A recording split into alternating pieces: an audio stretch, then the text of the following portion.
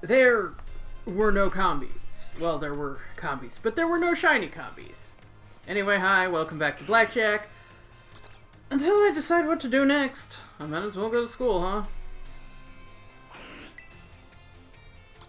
We just fought her sister, so why not? Let's check in on Miss Time.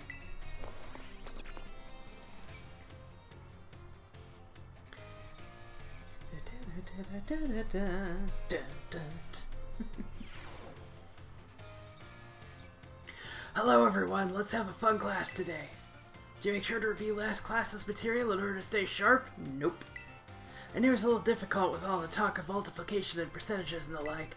Today, we're talking about percentages again to learn about probability. Oh, fucking hell. High school was years ago. I don't need to do this again.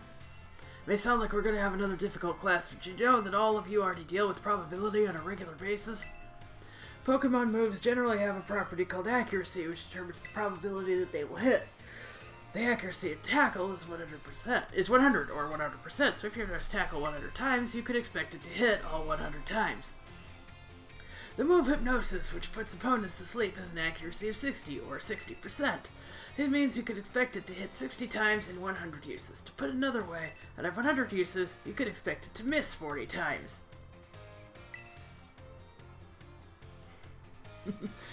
Well, you know what they say, if it's not 100%, it's 50%. Any of the truly powerful moves often tend to have lower accuracy. If you're deciding whether to go slow and steady with moves that are sure to hit, or hard and fast with stronger or less accurate moves, you're already studying probability. Let me see here, perhaps Surf and Hydro Pump would be good examples for this discussion.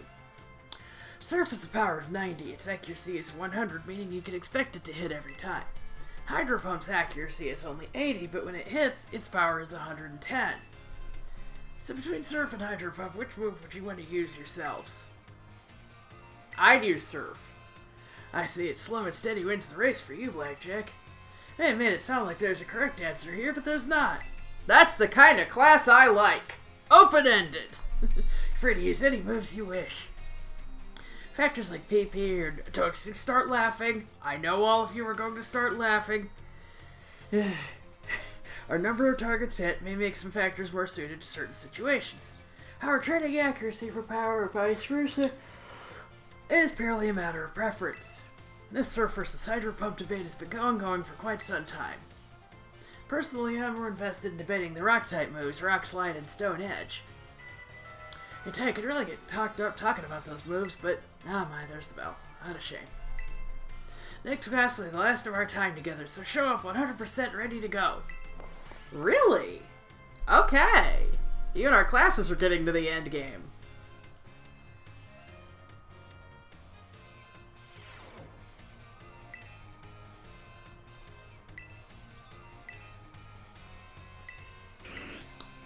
Let's go biology, why not?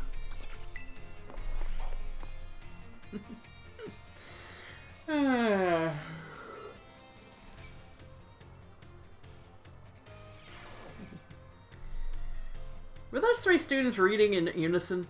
Hello, hello! I hope everyone's ready to learn some new things today. Before we get going, do y'all remember the final question from our midterm exam? Well, Director Clavel found out about it somehow and I got yelled at. Whoops. Apparently he could tell I was hiding something just by looking at me.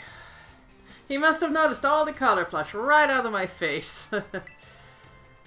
Speaking of color, today I'd like to teach you all about colors as they pertain to Pokemon. Some Pokemon have slightly different coloration or patterning on their bodies based on their gender or individual differences. In very rare cases, a Pokemon may have wildly different coloration compared to others of the same species. We call these specimens shiny Pokemon. It's quite rare to cross paths with one. Anyone here know what the likelihood of finding a shiny Pokemon is? Oh, that's right. You may have the makings of a Pokemon professor, Blackjack. I thought it was 1 in 6,280. Shiny Pokemon appear at a rate of 1 in 4,000. Isn't that amazing? The probability of encountering one in the wild is the same as hatching one from an egg, too. Eggs for a pair of Pokemon range Different languages are a special case. There's a higher than average chance that a shiny Pokemon will hatch from these eggs. I haven't been able to figure out why that is just yet. I tried to call Masuda, and he is not answering my calls. I've also heard rumors of a charm that increases your likelihood of finding shiny Pokemon when you have it in your bag. Can you believe that? This claim can't be scientifically verified, but it sure would be fun if it were true. Oops. There's the bell. That's all for today. Thank you for your attention. Whoever ratted me out, talk to me after class.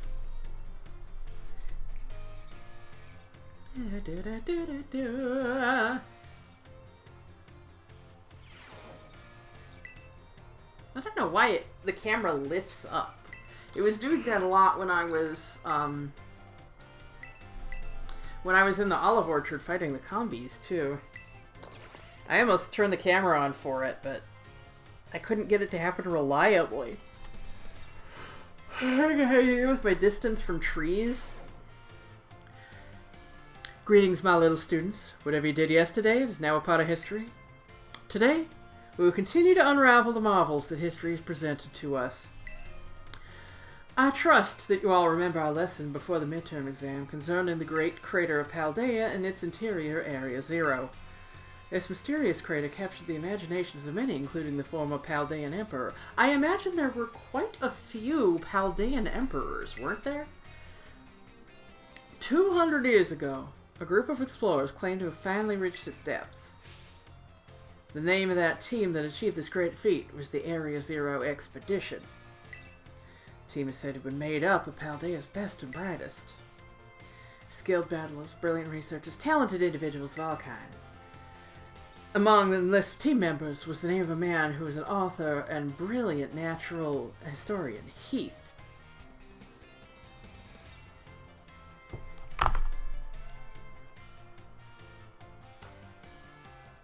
Having played Pokemon Ranger 2,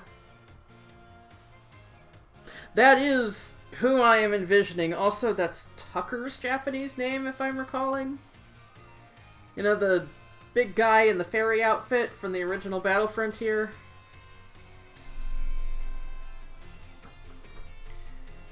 So, needless to say, I am having some questions. Namely, does Game Freak ever check to see if they're reusing names or not? I mean, remember that time they totally forgot they had... Well, they didn't. But, that there was already a team called Skull.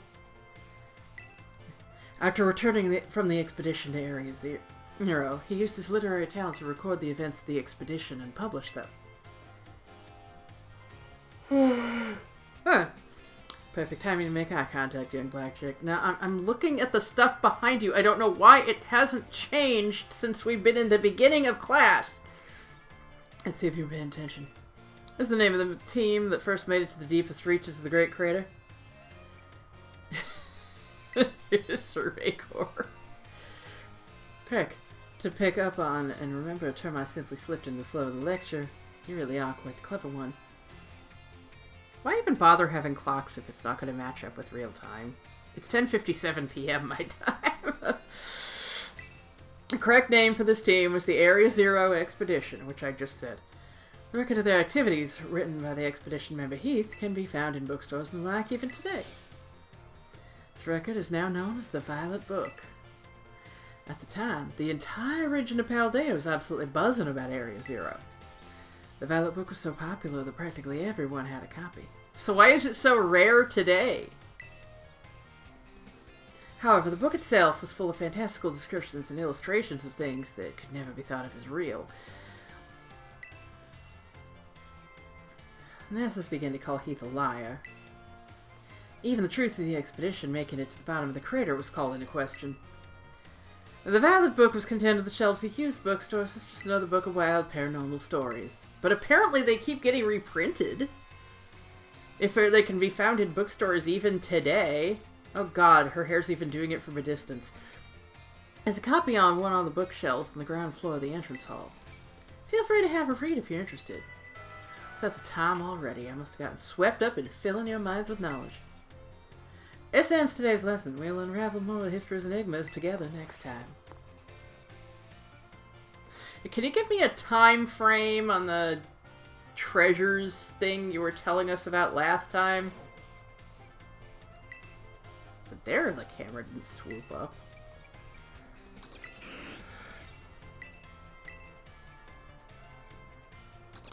I do not remember what voice I gave him. I think I had him speaking French. I don't remember.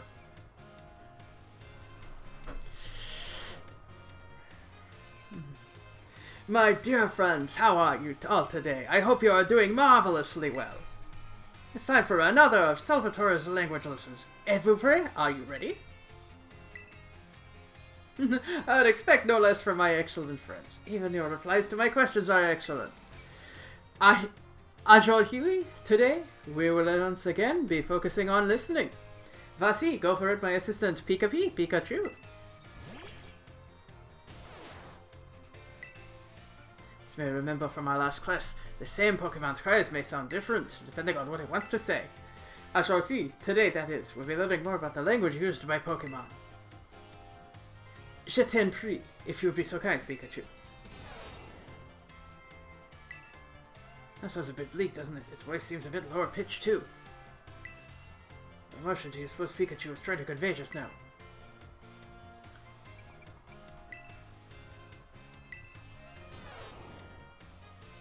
Yes, it does have a little downturn at the end, huh? But he is kind of giving it away when he's saying it sounds bleak. When Pikachu says... It's expressing sadness. Kind of makes you want to cry, doesn't it? No. That's right. I had my little Pikachu cry as if it was crying. Funny joke, right? If you think it did a great job, give Pikachu a round of applause, everyone. See, like that. Just like word bubbles popping up is what the audience at Rhyme's concert should have been like. Now, apropos of nothing, let me give you all one of my wise words of advice. If you hear one of your Pokemon making sad noises like this one, you should treat them with even more kindness than usual. You probably already knew that, though. A piece of cake's for you all, I'm sure. Of course, this goes for our classmates and others as well. Friends should support each other in times of sadness. I truly hope that you can all can have smiles on your faces all the time, my friends. Prochain course, next lesson, that is, will be our final lesson together. I hope you're ready for the climactic finale. Adios, matane!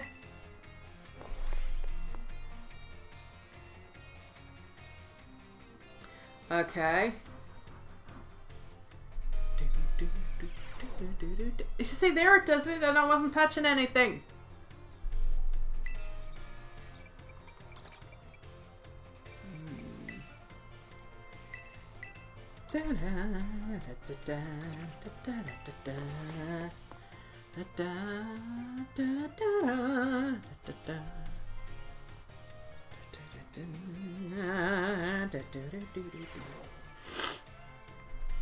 Another day, another round of battle study. Osu! Let's get right to it! I hope you gave auto battles a shot like we talked about last class. Making good use of auto battles will let you train up a bunch of different Pokemon.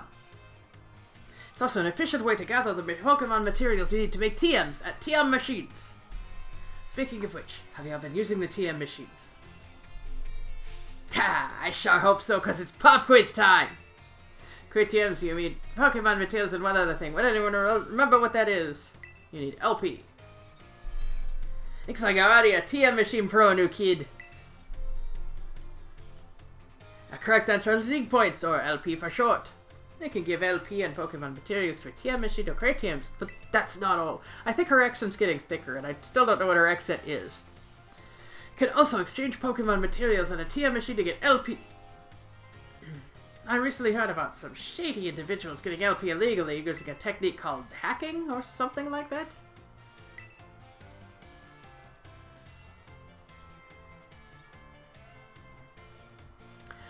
Penny! Penny, come here. I noticed she's not in this class.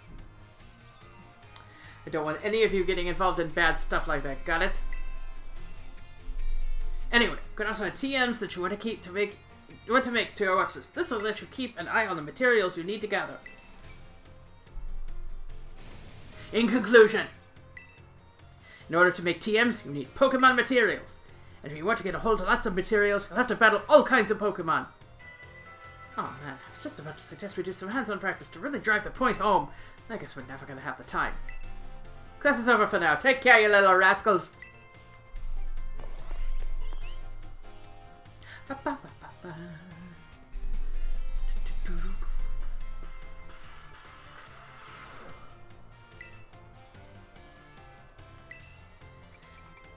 Okay. I guess we're gonna have a hassle of a time.